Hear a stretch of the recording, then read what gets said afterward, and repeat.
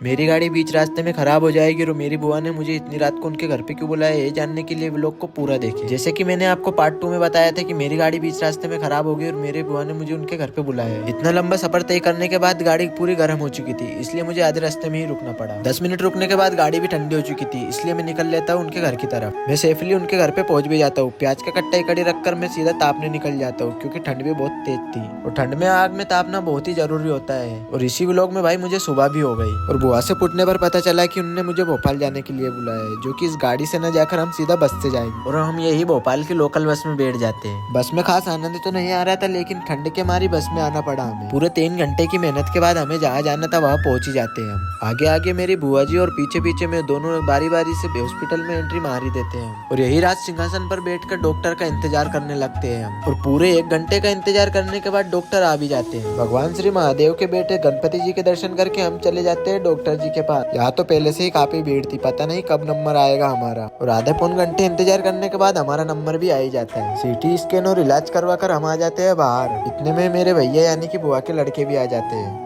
यही थोड़ी बहुत देर बैठने के बाद हम सीधा आ जाते हैं लिफ्ट में, क्योंकि हमें नेक्स्ट फ्लोर में भी जाना है, क्योंकि वहीं पर मेरी बुआ जी के कुछ रिलेटिव एडमिट है और वो दोनों ही चले जाते हैं उनके रिश्तेदारों से मिलने। और मुझसे किसी का दुख देखा नहीं जाता, इसलिए मैं वहाँ नहीं गया। और यही से हॉस्पिटल को बाय बोलकर हम निकल जाते हैं आगे की तरफ। और ये तो बस ट्रेलर था, आगे हमारे साथ बहुत कुछ होता है। आखिर हम हॉस्पिटल से आके कहाँ जाते हैं और आगे हमारे साथ ऐसे क्या होता है, ये सभी जानने के लिए हमें अभी फॉलो कर ले, क्योंकि आगे की आश्चर्यजनक कहानी हम आगे के व्लॉग में बताएंगे, जो कि पार्ट 4 होने वाला है। और वीडियो को पूरा देखने के लिए दिल से धन्यवाद। मिलते हैं पार्ट 4 में।